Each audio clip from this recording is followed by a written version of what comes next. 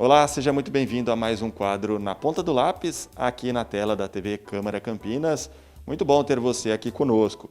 E dessa vez a gente vai trazer informações a respeito de um assunto que está sempre no nosso dia a dia, mas nem sempre as pessoas estão atentas a isso, que é a variação do dólar, a variação cambial.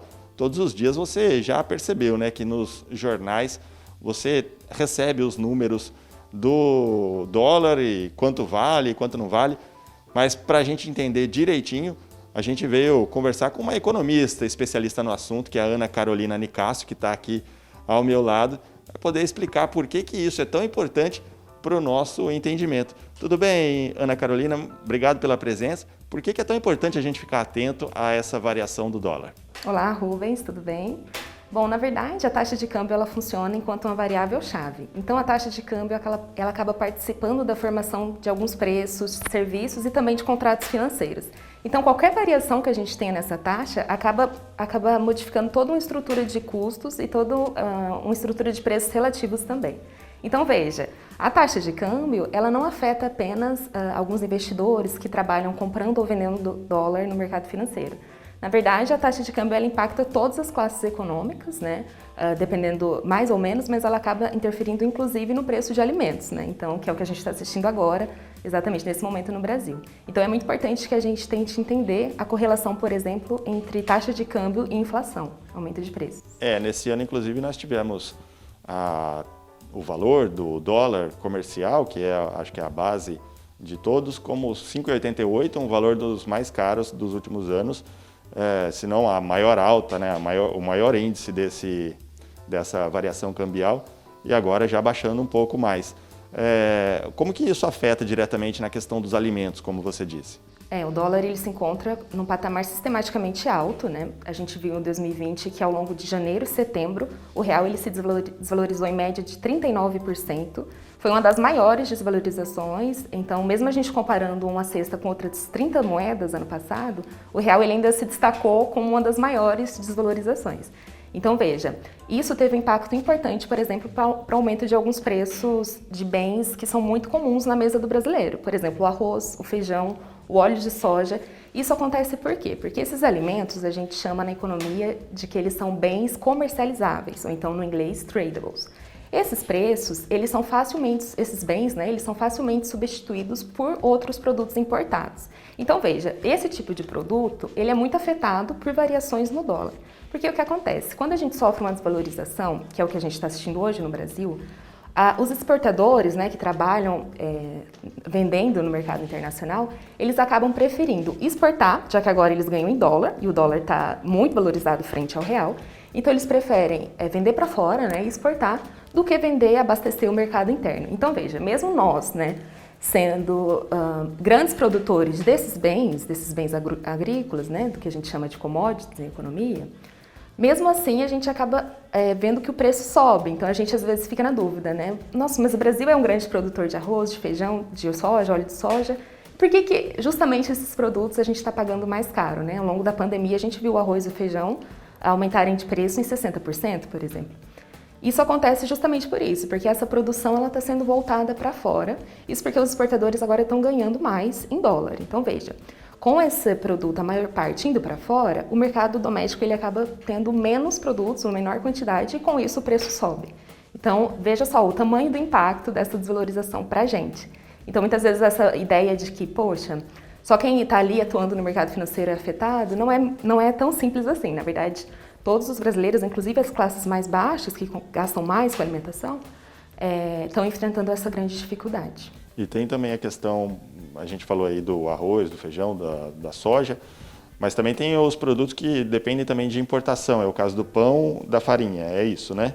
Como que funciona essa dificuldade na questão da importação do produto para gerar o pão em seguida? Então, o pão, por exemplo, o trigo, ele também sofre um mecanismo parecido com o arroz, com o feijão, né? Da mesma forma que a gente produz, mas ele acaba indo para o mercado externo. Então, na verdade, o pão ele também sofre o aumento vindo daí. Agora, a gente pode olhar, por exemplo, os preços de bens industrializados, manufaturados, que também aumentaram, justamente porque eles têm esse componente de custo que são algumas peças, alguns produtos intermediários que são importados. Então, eles precisam comprar esse consumo intermediário, esses bens intermediários, e esses bens estão mais caros. Então, é repassado para o produto final. Então, veja, não são apenas esses bens de produto agrícola, né, que eles aumentam o preço. Na verdade, os bens manufaturados também ficam mais caros. E aí, você também mexe na estrutura de custos quando o dólar varia, né? Não só nos preços, mas na estrutura de custos. Então, a indústria ela também tem enfrentado dificuldade devido ao encarecimento de alguns componentes. E aí, esse encarecimento serve tanto das máquinas como dos bens que serão utilizados no meio da produção, durante a produção, exatamente. Então, veja, o impacto dessa desvalorização acaba sendo estendido, né? Primeiro, a gente pode dizer que esses bens comercializáveis, commodities e bens industriais são os que primeiro sofrem o impacto da desvalorização, porque eles são mais sensíveis a variações na taxa de câmbio. Mas outros preços, inclusive preços de bens monitorados, administrados, depois de um certo tempo, também sofrem um impacto, né? A gente então vê que o real está num patamar de 5 já há um bom tempo, né? Mais de um ano. Então, veja só, mesmo bens administrados, que são, por exemplo, petróleo, derivados de petróleo, né, gasolina, que dependem de mudanças de contrato, depois de um certo tempo, eles também levam em consideração a taxa de câmbio, né? Já que a gente depende aí da paridade de importação, né? Para definir esse preço desses produtos. Então, a gente também está vendo agora que a gasolina também, por exemplo, está sofrendo impacto da desvalorização. Então, a gente já falou aqui, por exemplo, de produtos alimentícios, agrícolas, produtos industriais e, inclusive, esses produtos que têm um preço monitorado. Inclusive, esses também estão sendo afetados já.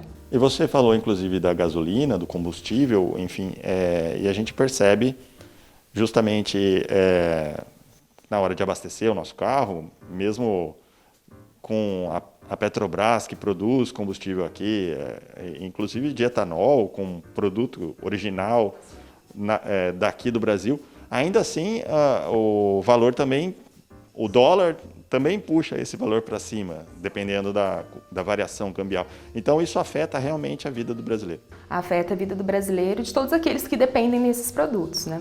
Inclusive, a gasolina, o preço alto da gasolina também impacta todo o sistema de transporte, né, das mercadorias, né? No Brasil, a gente tem principalmente o modal rodoviário de transporte para produtos, escoamento de mercadoria. E com o aumento da gasolina, acaba que esses preços também sobem devido ao aumento da gasolina, né, que é utilizada para o transporte aí. Então, veja, mudança nesses preços, né, como a gasolina, tem um impacto muito grande porque a nossa fonte energética basicamente depende desse tipo de derivado do petróleo. Então, mesmo nós sendo produtores, o preço de formação da gasolina e de outros derivados de petróleo também dependem da taxa de câmbio, né? Então, também tem um cálculo que usa a taxa de câmbio. E com real assim, com um pouco mais, a gente já chegou a quase 6 ano passado, né? A gente inevitavelmente tem um aumento desses preços e por um tempo estendido, né? Porque a gente ainda não tem muita previsão de quando o real vai sair desse patamar de R$5. Lá na década de 90, quando foi lançado o Plano Real, tinha até a paridade, né? Era R$1 igual a $1. É um sonho imaginar que esse valor volte a ser desse jeito? É uma coisa impossível? Ou pode acontecer no futuro? O que é preciso fazer para isso? Será que é bom para o Brasil ser um para um? Então, é muito interessante a gente observar isso, porque nesse momento que a gente vive essa desvalorização muito acentuada, a gente volta e compara, né? E realmente parece outro mundo, outra realidade que a gente viveu lá após Plano Real. Mas naquele período, a gente vivia um momento muito específico, que, enfim, durante a década de 80, no Brasil, início dos anos 90, ficou muito conhecido, que foi a hiperinflação. Então, nós tivemos diversos planos econômicos de tentar ajustar essa inflação, que deram errado, por exemplo, diferente do Plano Real, que foi o grande sucesso. No Plano Real, a estratégia perseguida foi: vamos aumentar as nossas reservas internacionais, criaram o ORV, então realmente R$1 equivalia a $1.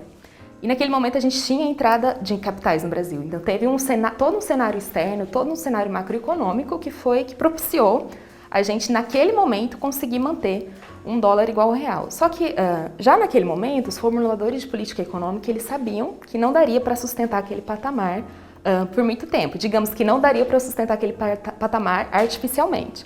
Por quê? A gente está aqui falando muito da desvalorização, que é o que a gente assiste hoje. Mas a valorização do real também, excessiva do real, também não é exatamente desejável. Na verdade, a gente tem que buscar o equilíbrio. Por quê? Enquanto a desvalorização ela favorece exportadores, A valorização, por outro lado, ela favorece, beneficia os importadores, né? Então, a gente tende a importar mais do que exportar. Ou seja, os nossos produtos no mercado externo, se a gente tiver uma valorização muito grande, eles acabam ficando menos competitivos. Então, veja, a gente também aumentar muito a importação não é algo muito positivo para o crescimento do país, inclusive para a indústria nacional. Para a indústria nacional, um câmbio muito valorizado não é o ideal. Então, o ideal é a gente buscar aí um certo equilíbrio, nem tanto uma valorização muito grande, nem como a gente assistiu hoje, uma desvalorização. E traduzindo em números, seria possível imaginar um valor específico que possa atingir esse equilíbrio? Ou isso depende também do momento atual do mundo para ter isso? É muito difícil falar em valores, né, qual seria esse equilíbrio. Realmente varia muito dependendo do contexto histórico e do tempo. Hoje em dia é muito difícil a gente imaginar R$1 chegando aí a casa do 1,6 perto do dólar. Eu acho que pelo menos no curto prazo, né? Nos próximos anos é muito difícil pensar isso. O que eu acredito que esse ano a gente ainda vai fechar no patamar de 5 e que a gente tem que tentar pelo menos talvez descer para 4, 3 ao longo dos próximos 3 anos aí. Mas isso vai depender muito de como a economia brasileira vai se recuperar, porque a taxa de câmbio, a gente está falando aqui de um tema muito específico, que é a taxa de câmbio, mas na verdade a economia funciona de uma forma sistêmica. Então, para a taxa de câmbio o real se valorizar e a taxa de câmbio cair um pouco, a gente precisa de retomada de crescimento da economia. A gente, ano passado, teve aí uma redução do PIB, isso puxa a economia para baixo, a atividade para baixo. A gente precisa ter essa recuperação do mercado de trabalho, a gente precisa ter uma perspectiva de crescimento nacional de forma geral melhor para que o real ele consiga se tornar talvez uma moeda mais competitiva. Então, veja, crescimento importa. Muito bom. Muito obrigado, Ana Carolina Nicásio, por todas essas informações prestadas aqui. Eu que agradeço a oportunidade. É isso, esse é o nosso quadro Na Ponta do Lápis. Você aprendeu tudo aí a respeito da variação cambial. E na próxima semana a gente volta com mais dicas e informações aí para você cuidar bem das finanças. Muito obrigado, um abraço, até lá. Tchau.